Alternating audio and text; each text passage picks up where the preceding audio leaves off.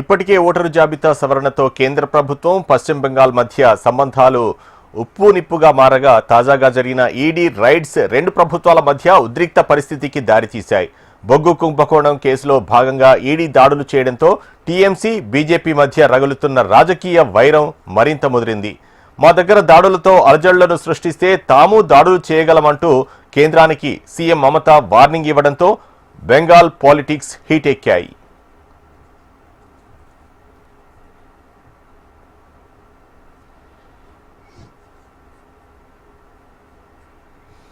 బెంగాల్లో ఈడీ చేసిన రైడ్స్ అటు కేంద్రానికి రాష్ట్రానికి మధ్య అంతరాన్ని మరింత పెంచింది. ఆర్థిక అవకతవకలకు పాల్పడ్డారనే అభియోగాలపై ఐప్యాక్ డైరెక్టర్ ప్రతీక్ జైన్ ఇంటిపై ఈడీ రైడ్స్ చేపట్టింది. అయితే ఈడీ చేసిన ఈ రైడ్స్ పొలిటికల్ టర్న్ తీసుకున్నాయి. కోల్కతా సహా పలు ప్రాంతాల్లో ఉన్న ఐప్యాక్ ఆఫీసులపై ఈడీ ఆకస్మిక తనిఖీలు చేపట్టగా బెంగాల్ సీఎం మమతా బెనర్జీ తీవ్రంగా ఖండించారు.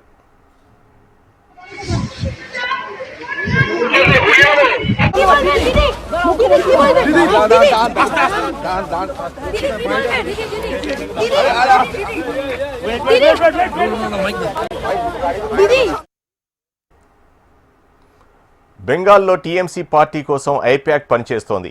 ఈ క్రమంలో ఈడీ ఐప్యాక్ పై ఫోకస్ పెట్టడంతో తమ పార్టీపై కావాలనే కేంద్ర హోంమంత్రి ఈడీ కలిసి కుట్ర పన్నుతున్నారని ఆరోపించారు సీఎం మమతా బెనర్జీ. ఈడీ హోంమంత్రి పని పార్టీల డేటా తీసుకోవడమేనా అంటూ మండిపడ్డారు. తాము కూడా బీజేపీ ఆఫీసులపై దాడులు చేయాలా అంటూ ప్రశ్నించారు. అంతకుముందే దాడులు జరుగుతున్న సమయంలోనే సీఎం మమత పోలీసు ఉన్నతాధికారులతో ప్రతీక్ జైన్ ఇంటికి వెళ్లారు. తన పార్టీకి సంబంధించిన కొన్ని కీలక పత్రాలని తాను తీసుకున్నట్లు తెలిపారు. తమ పార్టీకి చెందిన అభ్యర్థుల వివరాలు, రాజకీయ ఎన్నికల వ్యూహాల రహస్య సమాచారాన్ని తెలుసుకునేందుకు ఈడీ దాడులు చేస్తోందని మమత ఆరోపించారు. The candidate list, the party strategy, the party plan. Is it the duty of the ED and Amit Shah, the nasty home minister, the naughty home minister who cannot protect the country, and is taking away all my party documents? If I get the BJP party office, what will be? What will be the result? They didn't have any guards. One side the SIR case. They are deleting all the names of the Bengal people. More than 2 crore people. 1.5 crore people are being called.